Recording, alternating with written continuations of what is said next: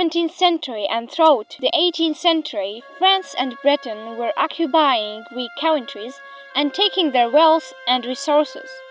These countries were very powerful, as France had colonies extending to India.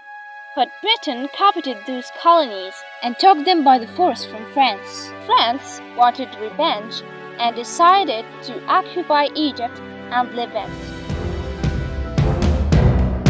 You may ask why France occupied Egypt. In order for Britain to transfer resources from India to Britain, it must pass on its way to Egypt.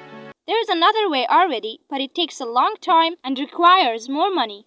And with France's occupation of Egypt, it can control the routes. So, France closed and stopped the routes on Britain to stop its interests and take revenge. Always here are my ways!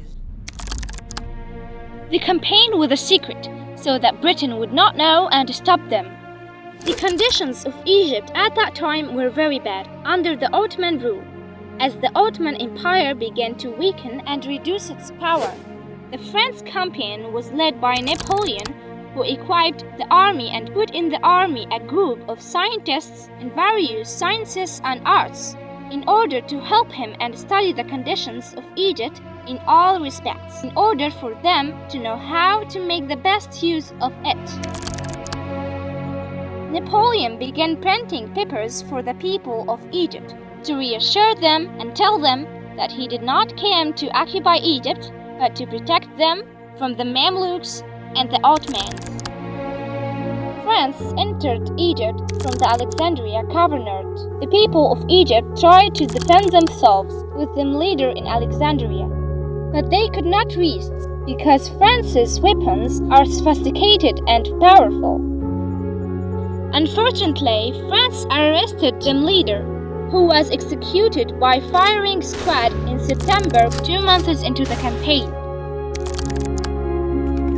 The Mamluks tried to fight France in several battles, but all of them ended up defeating the Mamluks. For the same reasons, the weapons of France were powerful, and the Mamluks were still using horsemanship. When Napoleon entered Cairo, he began to deploy his forces in Egypt. But Napoleon heard something that shattered all his hopes. Britain came with its great fleet, led by Nelson, after knowing that France had entered Egypt. A great battle took place, and Britain was besieging France in the Mediterranean Sea. Crash of the French fleet and the British fleet besieged the northern coasts of Egypt. The French soldiers felt that they were trapped inside Egypt, and the foreign trade movement to Egypt stopped, and their hopes of the French soldiers in controlling the Mediterranean Sea were shattered.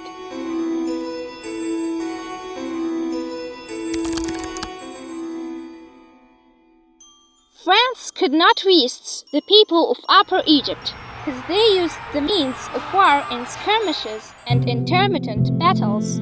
They were striking sideways and quickly disappearing, and this drained the power of the French soldiers. This prompted the people of Upper Egypt to feel national awareness and that protecting their home is their responsibility. Napoleon imposed taxes on the people of Cairo, and houses were searched in search of money, and began to demolish buildings and mosques under the pretext of fortifying Cairo, which led to the occurrence of the First Cairo Revolution. This revolution did not include Cairo, but also included governorates adjacent to Cairo, until the French governor of Cairo, Debawi, was killed. And here, France felt the danger and began to use force and the policy of terrorism to stop the Egyptian revolution.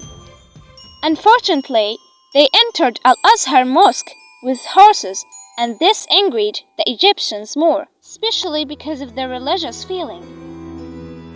Many of the people were executed by the campaign, and fines were imposed on traders and scientists.